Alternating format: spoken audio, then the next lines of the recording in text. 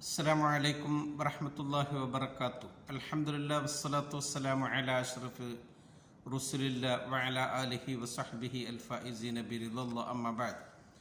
പ്രിയമുള്ളവരെ, 15/11/2024 അൽ ഉസ്റത്തുൽ ഇമാറാത്തിയ എന്ന ശീർഷകത്തിൽ UAE ഔഖാഫ് പ്രസിദ്ധം ചെയ്ത ജുമാ ഖുത്ബയുടെ മലയാള സാരാംശം ഇവിടെ പറയുകയാണ്. ഇമാറാത്ത് വിഭാവനം ചെയ്യുന്ന കുടുംബ സങ്കല്പം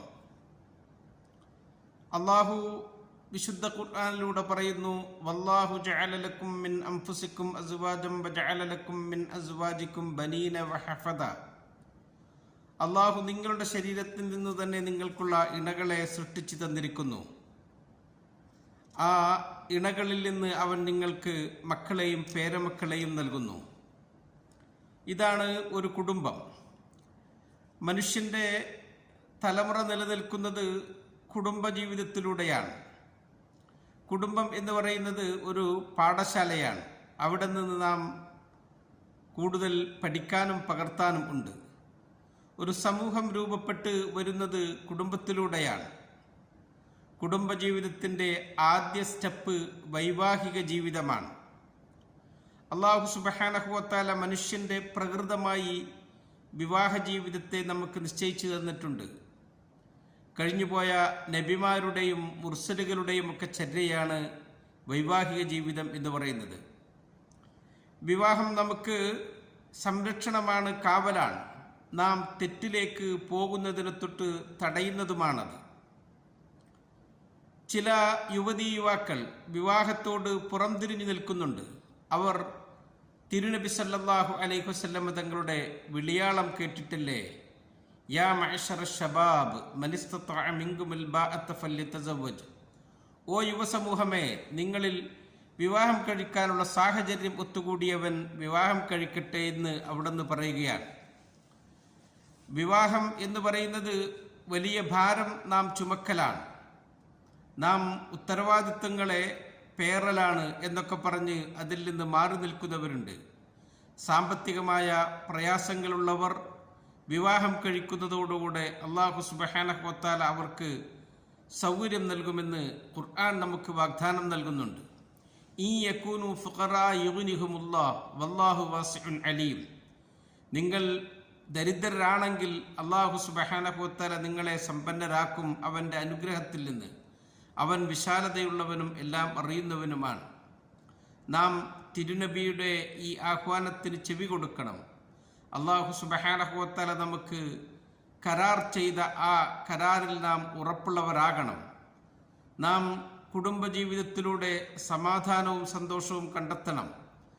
അത് നമുക്ക് സ്നേഹമാണ്, നമുക്ക് സന്തോഷമാണ്. നമുക്ക് സന്താനങ്ങൾ ലഭിക്കുന്നത് കുടുംബജീവിതത്തിലൂടെയാണ്. നമ്മുടെ നാമം ലോകത്ത് നിലനിർത്തപ്പെടാൻ വേണ്ടി കണ്ണിന് കുളിർമയാണ് നമ്മുടെ സന്താനങ്ങൾ. വാർദ്ധക്യകാലമാകുമ്പോൾ നമ്മുടെ കൈപിടിക്കാൻ നമുക്ക് മക്കൾ വേണം. റബ്ബിൻ്റെ അടുക്കൽ സ്വർഗത്തിൽ നമുക്ക് സന്തോഷിക്കാനും സന്താനങ്ങൾ ഉണ്ടാകണം. അല്ലാഹു തആല പറഞ്ഞു, വല്ലദീന ആമനു വത്തബഅതുഹും ദുർരിയ്യത്തുഹും ബിഈമാനിൻ അൽഹഖ്നാ ബിഹിം ദുർരിയ്യത്തഹും. വിശ്വസിച്ച ആളുകൾ, അവരുടെ സന്താനങ്ങൾ അവരോട് ആ വിശ്വാസത്തിൽ പിന്തുടർന്നാൽ അവരെ നാം ആ മാതാപിതാക്കളോട് കൂടെ സ്വർഗത്തിലേക്ക് ചേർക്കും.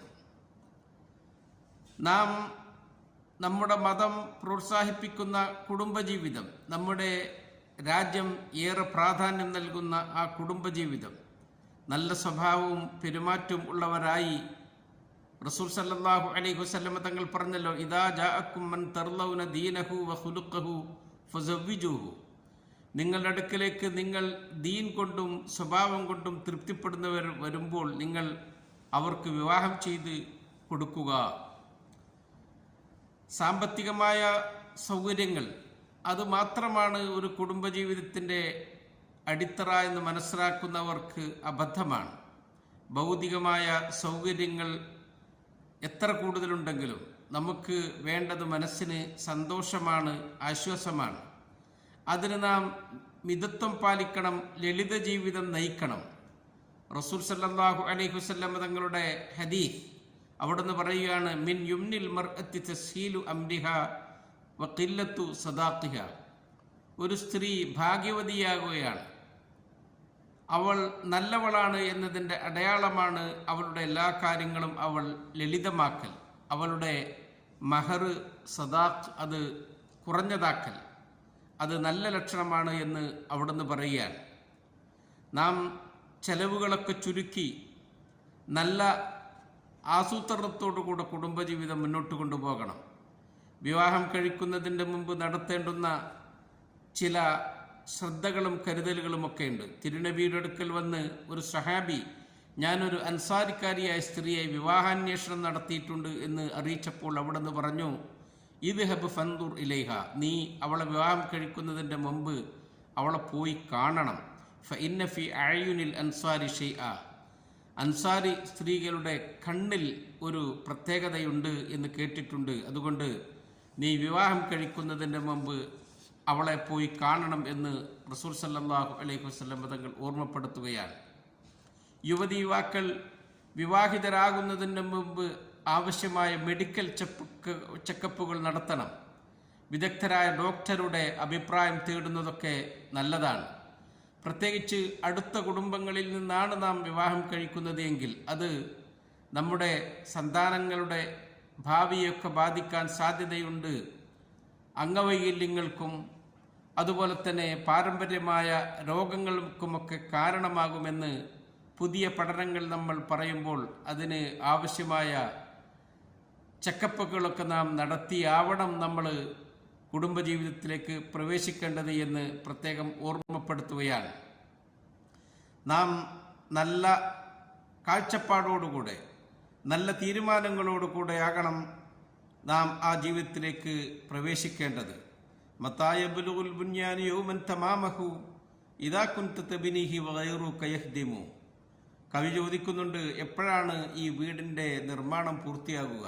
നീ നിർമ്മിക്കുമ്പോൾ മറ്റൊരു ഭാഗത്ത് നിന്ന് അത് പൊളിച്ചു കളയുകയാണ്. അങ്ങനെ ആകരുത് നമ്മുടെ കുടുംബജീവിതം. അള്ളാഹു നമ്മുടെ മക്കൾക്കൊക്കെ നല്ല ഭാവി നൽകട്ടെ എന്ന് റബ്ബിനോട് നമുക്ക് പ്രാർത്ഥിക്കാം. നാം ഇത് സംസാരിക്കുമ്പോൾ ലോകം ഒരു ടോളറൻസ് ഡേ ആഘോഷിക്കുന്ന സമയത്തു കൂടിയാണ്. സഹിഷ്ണുതാ ദിനം. വിട്ടുവീഴ്ച ചെയ്യാനും മറക്കാനും പൊറുക്കാനും പറയുന്ന ഈ സമയത്ത് കുടുംബജീവിതത്തിൽ ഇതിന് വലിയ പ്രാധാന്യമുണ്ട്. കുടുംബജീവിതത്തിൽ പരസ്പരം ഇണകൾ തമ്മിൽ മറക്കുകയും പൊറുക്കുകയും ചെയ്യണം. ഭർത്താവിൽ നിന്ന് അല്ലെങ്കിൽ ഭാര്യയിൽ നിന്ന് അനിഷ്ടമായത് കാണുമ്പോൾ അത് ശബ്ദകോലാഹലങ്ങളുണ്ടാക്കി വഴക്കും വക്കാണത്തിനുമൊക്കെ കാരണമാകാതെ അത് മാപ്പ് കൊടുക്കാൻ രണ്ടുപേർക്കും കഴിയണം. അവരുടെ ജീവിതം ഏറെ സന്തോഷകരമാകും. വിട്ടുവീഴ്ച നമ്മുടെ മുഖമുദ്രയാകണം. തസാമഹ് അത് നമ്മുടെ സന്താനങ്ങളിലേക്കും നമ്മൾ പകർന്നു കൊടുക്കണം. ഹദീസിൽ നബി തങ്ങൾ പറഞ്ഞു, ഇന്നല്ലാഹ ഇദാ അറാദ ബി അഹ്ലി ബൈത്തിൻ ഖൈറൻ അദ്ഖല അലൈഹിം റിഫ്ഖ്. അള്ളാഹു ഒരു കുടുംബത്തിൽ നന്മ ഉദ്ദേശിച്ചാൽ അവരിൽ അള്ളാഹു റിഫ്ഖിനെ അഥവാ കാരുണ്യത്തെ, സ്നേഹത്തെ ഇട്ടുകൊടുക്കും. അവർ വളരെ സന്തോഷത്തോടുകൂടി പെരുമാറും. അവർ വിട്ടുവീഴ്ച ചെയ്യുന്നവരാകുമെന്ന് ഈ ഹദീസ് നമ്മളോട് പറയുകയാണ്. അതോടൊപ്പം തന്നെ കുടുംബ ബന്ധങ്ങൾക്ക്, രക്തബന്ധങ്ങൾക്ക് നാം വലിയ വില കൽപ്പിക്കണം. സമ്പത്ത് വരും പോകും. സമ്പത്തിൻ്റെ പേരിൽ നാം വ്യക്തിബന്ധങ്ങൾ, നാം കുടുംബ ബന്ധങ്ങൾ മുറിച്ചു കളയരുത്. അങ്ങനെ സമ്പത്തിനു വേണ്ടി കുടുംബനാഥൻ മരണപ്പെടുമ്പോൾ പരസ്പരം കലഹിക്കുകയും വഴക്കുകൂടുകയും കോടതി വരാന്തകളിലൂടെ കയറിയിറങ്ങുകയും ഒക്കെ ചെയ്യുന്നവരെ നമ്മൾ പലപ്പോഴും കാണാറുണ്ട്. നമുക്ക് സമ്പത്ത് വരും പോകും. അത് ചിലപ്പോൾ നമുക്ക് കിട്ടും, ചിലപ്പോൾ നമുക്ക് നഷ്ടപ്പെടും. പക്ഷേ രക്തബന്ധങ്ങൾ ഒരിക്കലും വില കൊടുത്ത് വാങ്ങാൻ പറ്റുന്നതല്ല. നമ്മുടെ സഹോദരന്മാർ, സഹോദരിമാർ, അവരോടൊക്കെയുള്ള ആ ബന്ധം നാം എപ്പോഴും കാത്തു സൂക്ഷിക്കാൻ ശ്രമിക്കണം. അവർ നമുക്ക് വലിയ പിൻബലമാണ്.